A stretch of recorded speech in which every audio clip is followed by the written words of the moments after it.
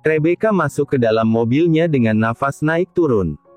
Ia memukul kemudi mobilnya hingga menimbulkan suara yang nyaring. "Sialan kamu Eliza. Aku akan membuatmu membayar segalanya." Mata wanita itu dipenuhi dengan dendam. Hari berikutnya Eliza sudah masuk ke kantor barunya yang telah direnovasi dalam waktu singkat. Zah lembur semalaman hanya untuk memastikan para pekerja menyelesaikan semuanya dengan sempurna. Zah juga memasang perabotan terbaik yang didatangkan malam tadi.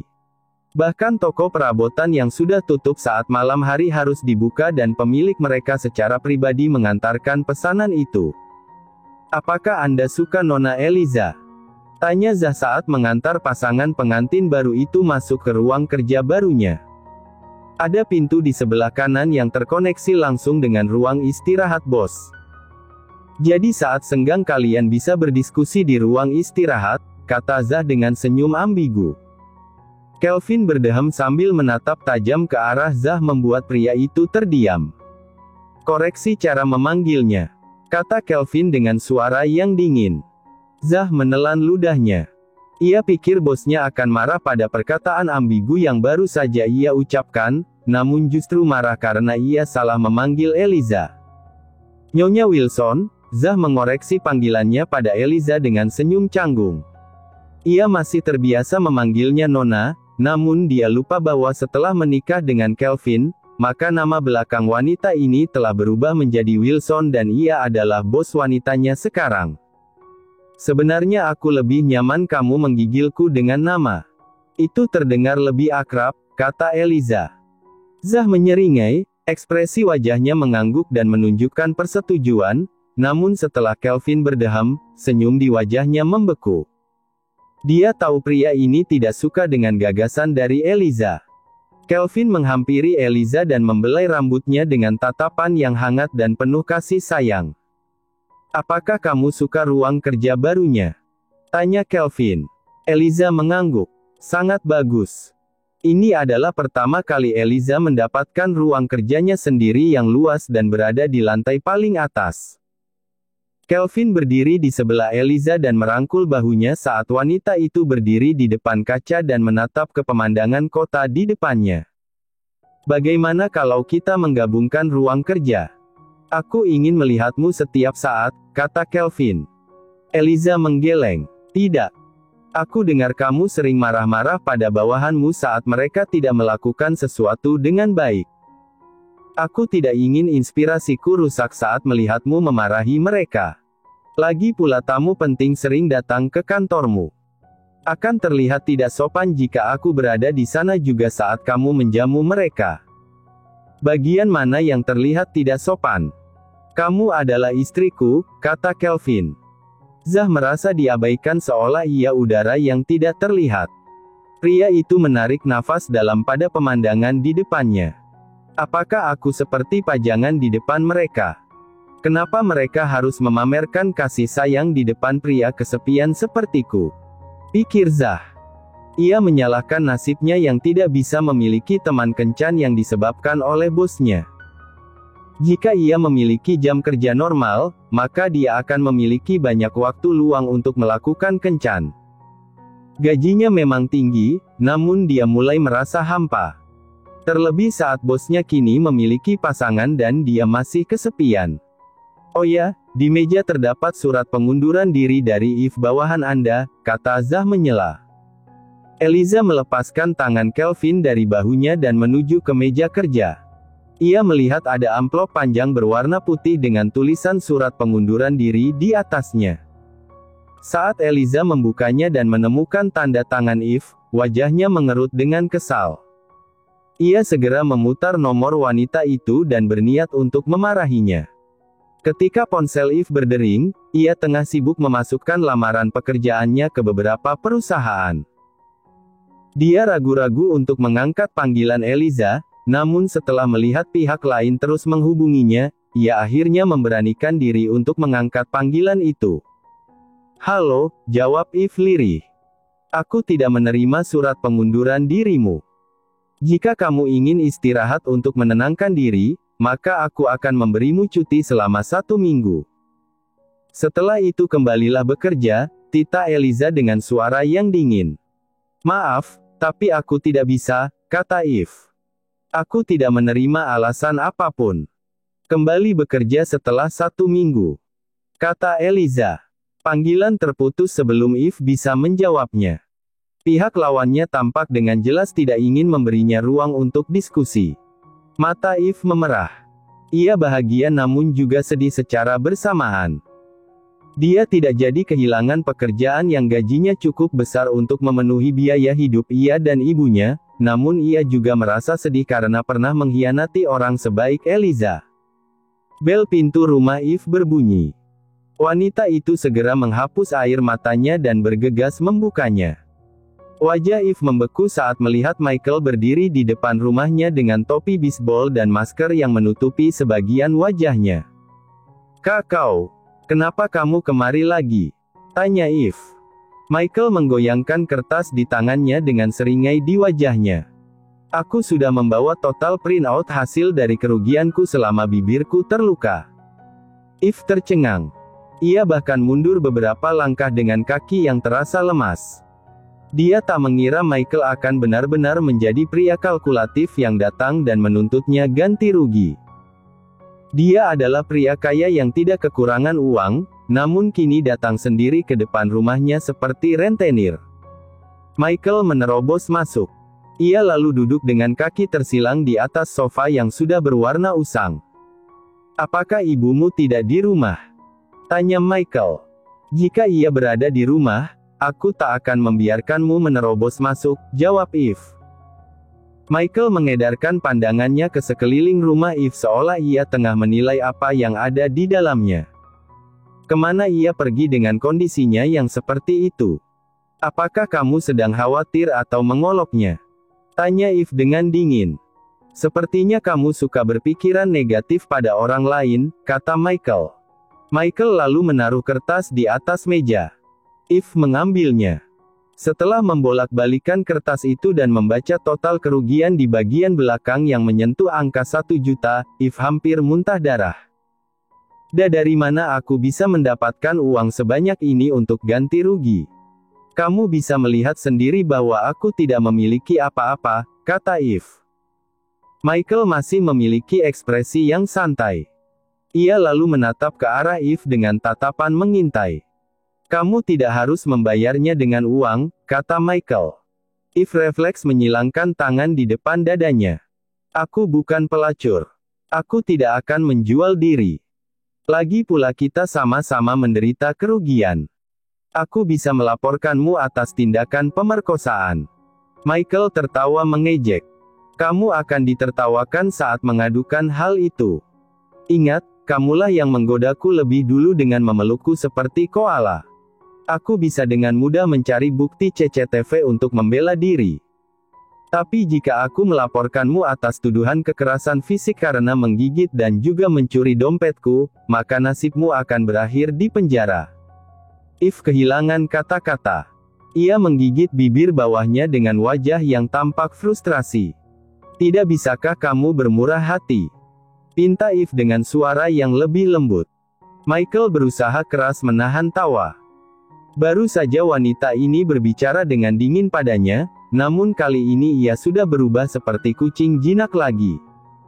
Ia juga tidak tahu kenapa sangat ingin mengganggu wanita ini. Masalah tentang ganti rugi hanyalah sesuatu yang sengaja ia buat-buat. Aku tahu kamu tidak memiliki uang untuk membayarnya. Kamu bisa memilih 2 cara untuk melunasinya, kata Michael. Eve menatap pria tampan di depannya dengan penuh tanda tanya. Pertama, kamu bisa bekerja menjadi pesuruhku yang harus datang dan membantuku kapanpun aku memintamu untuk datang. Aku akan menghitungnya sesuai upah kerja per jam pada umumnya dan memotongnya pada hutangmu, kata Michael. Eve termenung. Otaknya segera mengkalkulasikan berapa banyak waktu yang akan ia butuhkan untuk melunasinya, namun ia menemukan hasilnya begitu mencengangkan. Butuh bertahun-tahun ia bisa melunasinya. Lalu cara kedua? Tanya Eve. Tidurlah denganku 10 kali lalu aku akan menganggapnya lunas, itu jauh lebih cepat bukan? Kata Michael dengan senyum ambigu. Sejak bertemu dengan Eve, pikirannya selalu terganggu dengan wanita ini. Entah itu karena dia adalah wanita pertama yang berani melakukan kekerasan padanya atau karena hal lain. Dia berniat untuk menahan wanita ini sementara di sisinya untuk mencari tahu alasannya.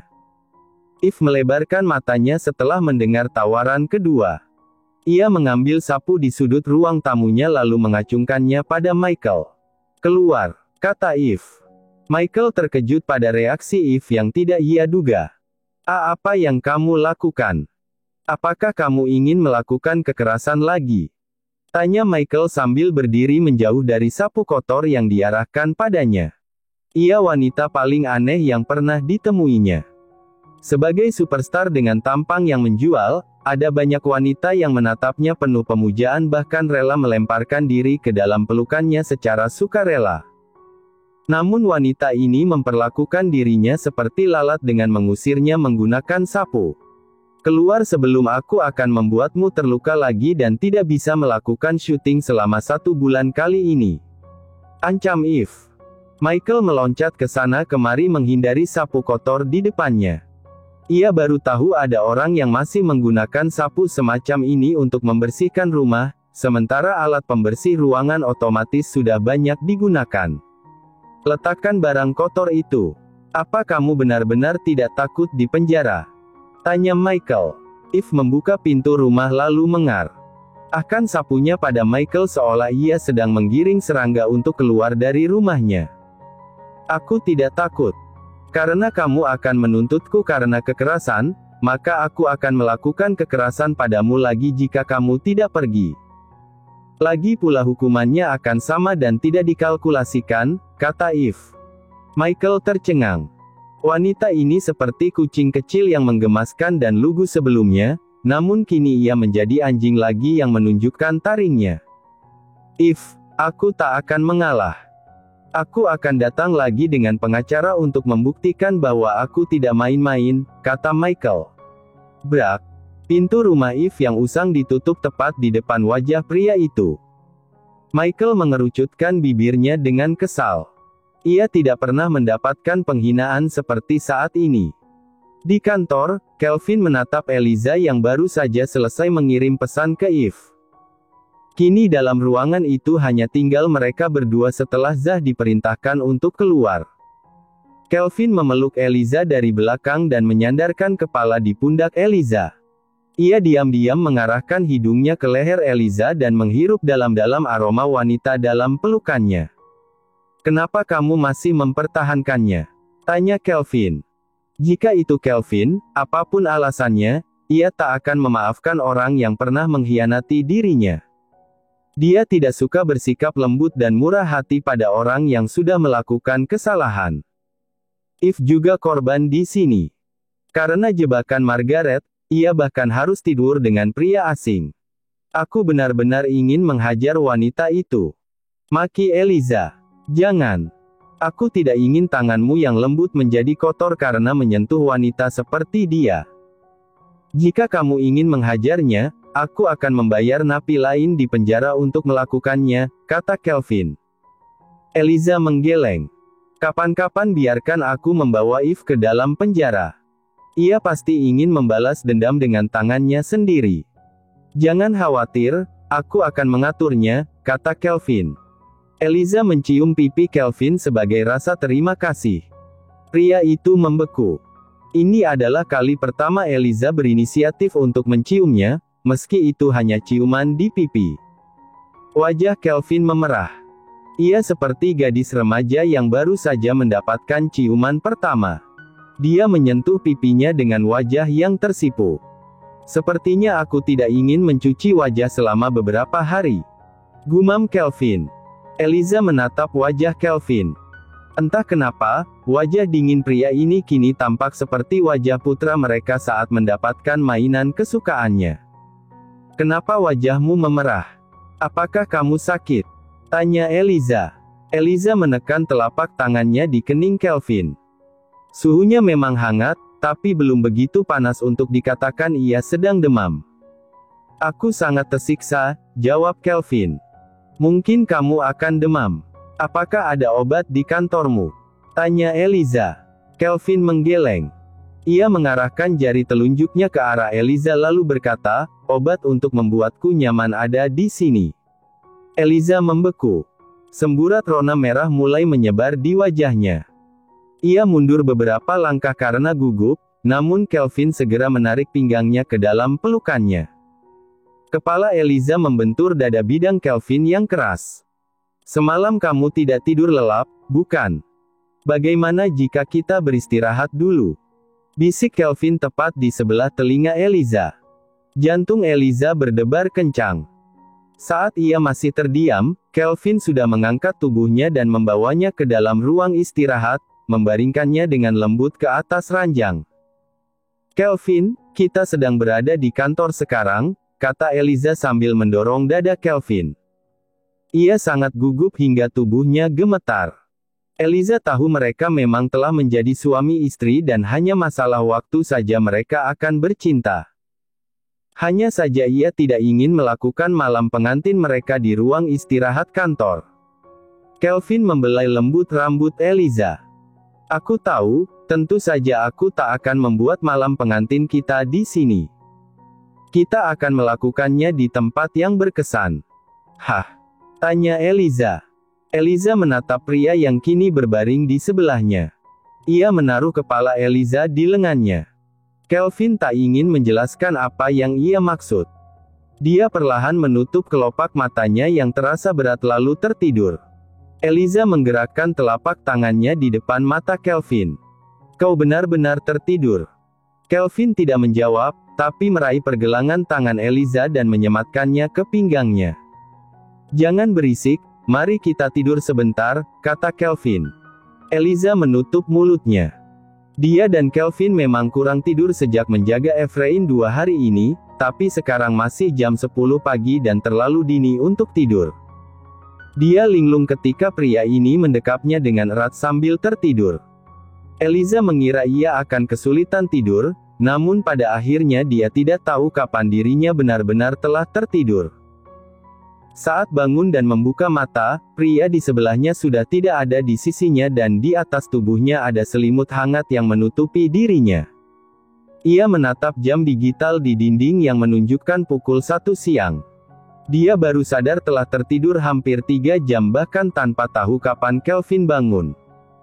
Ia membuka pintu ke ruangan Kelvin. Ruangan itu sunyi, jadi ia mengira Kelvin berada sendiri di kantor karena ia hanya bisa melihat punggungnya. Sejak kapan kamu bangun? Kenapa tidak membangunkanku? Tanya Eliza menghampiri Kelvin. Namun langkahnya membeku dan ekspresi di wajahnya menjadi jatuh. Di sofa depan meja kerja Kelvin berada setidaknya 6 orang yang merupakan anggota dewan direksi yang sedang melakukan rapat. Tatapan mereka semua kini terfokus pada Eliza. Eliza sangat malu hingga ia ingin menghilang ke udara tipis. Ia segera merapikan rambutnya yang berantakan dan tersenyum canggung. Maaf, aku tidak tahu kalau kamu sedang rapat, kata Eliza. Kelvin berdiri dan mengusap lembut rambut Eliza. Ia juga merapikan beberapa helai rambut Eliza dan menyematkannya ke belakang telinga wanita ini. Tunggu sebentar. Aku akan segera selesai, setelah itu mari kita makan bersama. Kamu pasti lapar, kata Kelvin dengan tatapan penuh kasih sayang.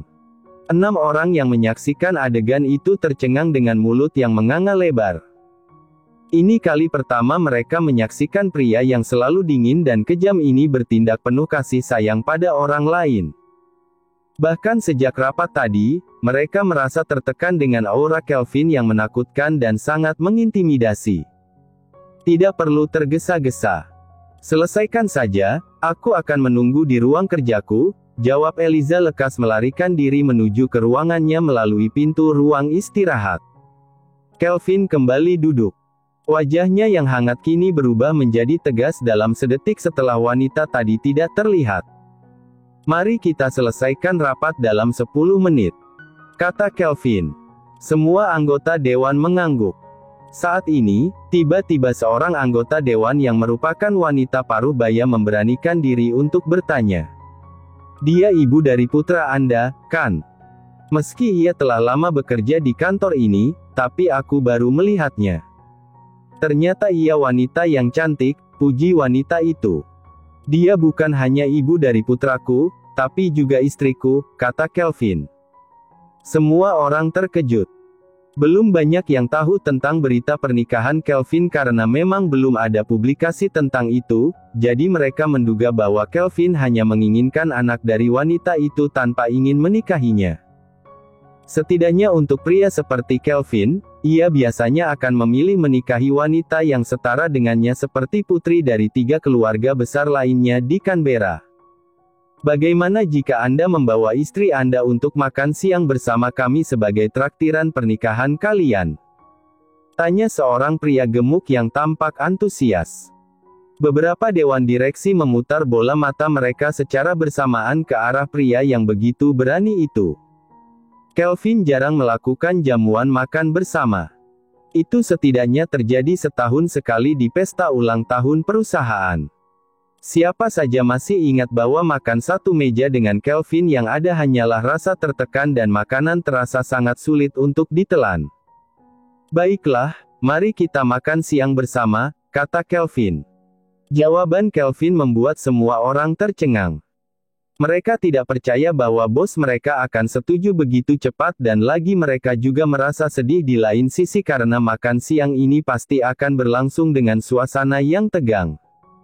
Apakah kamu menyelesaikan rapat lebih awal? Tanya Eliza saat Kelvin masuk ke dalam kantornya. Ayo kita makan siang bersama, kata Kelvin.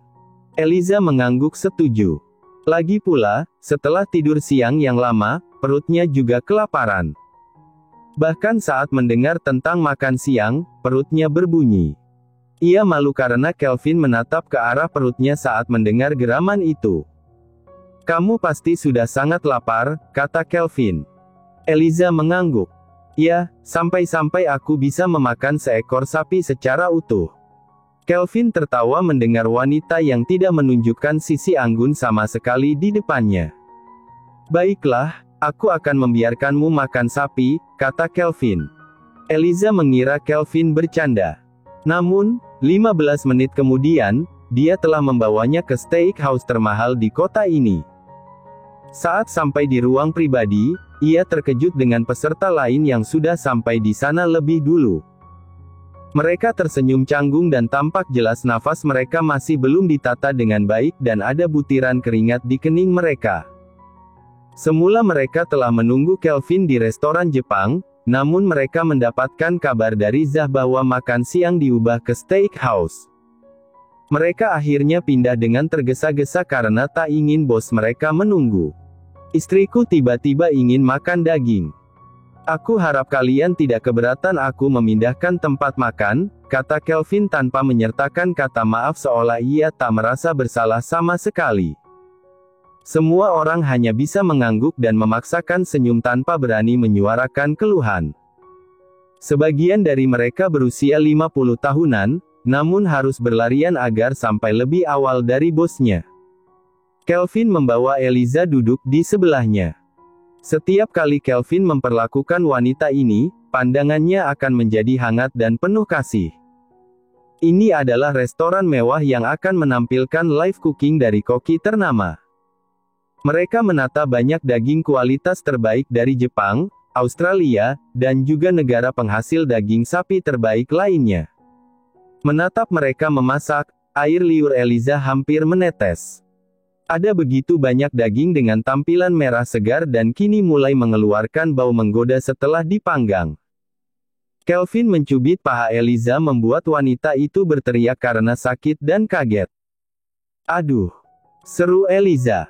Semua mata kini tertuju pada Eliza, sementara Kelvin, pelakunya, membuang muka seolah ia bukan tersangka kekerasan rumah tangga. Nyonya, ada apa? Tanya salah satu dari dewan direksi. Tidak apa-apa, kakiku tiba-tiba kesemutan, terang Eliza dengan wajah yang merah. Setelah perhatian semua orang tak lagi teralihkan padanya, ia memelototi Kelvin sambil berkata dengan lirih. Bagaimana kamu bisa melakukan hal itu dan membuatku malu? Tanya Eliza dengan gigi terkatup. Aku hanya berusaha untuk menyadarkanmu agar tidak menatap daging tadi seolah kamu singa kelaparan, bisik Kelvin. Eliza sangat kesal. Dia berniat untuk membalas Kelvin dengan mencubit pahanya, namun telapak tangannya segera ditangkap oleh pria itu yang menuntunnya ke arah pangkal paha Kelvin. Pupil wanita itu melebar. Ia berusaha menarik tangannya sebelum berada di area terlarang, namun di bawah meja justru terjadi tarik-menarik tangan mereka berdua hingga tanpa sengaja memukul bagian bawah meja. Semua orang terjingkat, namun mereka bisa menebak apa yang terjadi, jadi mereka hanya berpura-pura tidak mendengar. Eliza merasa sangat malu. Ia yang marah berusaha menginjak kaki Kelvin, namun kakinya justru tertahan di antara kedua kaki pria itu. Mata Eliza melebar. Pria ini benar-benar membuatnya kesal. Kelvin menyeringai. Setelah puas mengganggu Eliza hingga wajahnya merah, ia melepaskan tangan dan kaki wanita itu dari cengkeramannya. Makanan disajikan di depan mereka. Kelvin memotong-motong daging steak lalu mengarahkannya ke depan Eliza. Makan perlahan, kata Kelvin. Aku bisa memotongnya sendiri, kata Eliza. Eliza malu karena ada banyak orang di depan mereka. Kamu adalah wanita yang ceroboh. Bagaimana jika pisau steak justru memotong tanganmu? Tanya Kelvin. Semua orang kembali terkejut, namun berpura-pura tak mendengar tampilan kasih sayang bosnya. Lagi pula, pisau steak tidak begitu tajam dan wanita ini sudah cukup dewasa untuk tak memotong tangannya sendiri. Namun bos mereka memperlakukan istrinya seperti ia wanita rapuh. Mereka berharap makan siang segera selesai agar mereka tidak merasa tertekan lagi di ruangan yang sama dengan pasangan ini. Aku akan ke kamar mandi, kata Eliza setelah ia makan. Ia berjalan keluar ruangan. Sebenarnya ada kamar mandi di dalam ruang pribadi, namun ia terlalu malu menggunakannya karena ada banyak orang di ruangan itu. Setelah ia sampai di kamar mandi dan akan keluar, ia tiba-tiba merasakan dorongan kuat yang membuatnya terjatuh ke lantai dengan pantat yang mendarat lebih dulu. Eliza menatap wajah Rebecca yang tampak mengerikan dan ada kilatan cahaya dari belati tajam di tangannya. Wanita jalang, akhirnya aku bisa menemukanmu sendirian, kata Rebecca. Eliza tercengang. Ekspresi wanita ini menunjukkan bahwa ia seperti wanita gila yang siap mengamuk. Apa yang kamu inginkan? Aku merasa tidak memiliki masalah denganmu, tanya Eliza sambil memundurkan tubuhnya. Omong kosong. Semua yang terjadi pada diriku sekarang adalah karenamu. 4 tahun lalu, akulah yang mencampurkan afrodisiak ke dalam minuman Kelvin, namun kamulah yang mengambil keuntungan dan melahirkan anaknya. Seharusnya akulah wanita yang melahirkan anak Kelvin dan menjadi wanitanya sekarang. Kamu hanya jalang sialan yang telah memanfaatkan keadaan. Kamu janda dan wanita bekas yang sama sekali tidak cocok bersanding dengannya, maki Rebecca. Jantung Eliza berdetak dengan cepat. Ia bisa melihat kebencian mendalam di mata Rebecca dan aura pembunuhan. Itu karena kalian memang tidak ditakdirkan bersama, kata Eliza. Ya, karena itu aku akan membunuhmu. Jika aku tidak ditakdirkan bersama dengannya, maka wanita jalan sepertimu juga tidak, kata Rebecca. Rebecca mengayunkan belati tajam ke arah Eliza, sementara Eliza berusaha keras untuk menghindarinya. Namun, wanita yang kehilangan kendali selalu dan memiliki kekuatan lebih hingga membuat Eliza kewalahan. Meski ia bisa menendang Rebecca terjatuh, wanita itu dengan cepat bangkit sambil menghunuskan belati itu ke arah Eliza yang masih tersengal-sengal setelah kewalahan membela diri. Brak! Rebecca tiba-tiba terjatuh ke lantai setelah sebelumnya menabrak dinding wastafel lebih dulu. Kelvin menendang wanita itu dengan kaki panjangnya dan datang tepat waktu. Tendangannya begitu kuat hingga kini Rebecca muntah darah dan terlihat lemas di lantai. Apa kamu baik-baik saja? Tanya Kelvin. Ia sempat menyusul Eliza karena dia lama tidak kembali. Saat mendengar keributan di dalam kamar mandi, ia segera menerobos masuk. Eliza memeluk Kelvin dengan erat. Ia sangat ketakutan setelah apa yang baru saja ia alami. Kelvin mengusap punggung Eliza. Tidak apa-apa, aku di sini sekarang. Tak akan ada lagi yang melukaimu.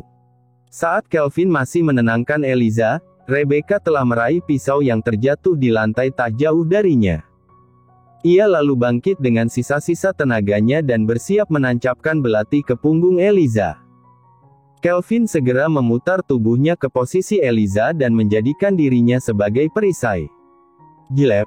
Benda tajam menancap ke punggung Kelvin, membuat tubuhnya sempat tersentak. Telapak tangan Eliza yang masih memeluk punggung Kelvin merasakan cairan hangat mengalir mengenai tangannya. "Kakau?" tanya Eliza dengan mulut bergetar. Sementara Kelvin hanya menyeringai dan masih bersusah payah untuk tersenyum. "Aku baik-baik saja." Rebecca yang menyadari ia telah salah menusuk saat melihat belati tertancap di punggung Kelvin dengan genangan darah. Matanya membelalak lebar dan ia ketakutan sekaligus khawatir. Dia tidak berniat untuk melukai pria ini, orang yang sangat ia cintai dengan obsesi tinggi. "Kelvin, kamu berdarah," kata Rebecca gemetar. Kelvin berbalik dan menatap Rebecca dengan tatapan membunuh. Meski ia merasakan sakit yang tajam di punggungnya, dia masih bisa menendang Rebecca sangat keras hingga wanita itu tak sadarkan diri setelah terpental dan punggungnya menabrak dinding dengan keras. Eliza tak peduli pada Rebecca. Saat dia akhirnya melihat pisau dan tubuh Kelvin yang berlumuran darah, kakinya menjadi lemas. Ia mengalungkan lengan Kelvin ke bahunya. "Ayo kita ke rumah sakit," ajak Eliza memapah Kelvin dengan sisa tenaga dalam dirinya. Ia berusaha kuat meski kakinya seperti jeli. Dia harus membawa Kelvin segera ke rumah sakit.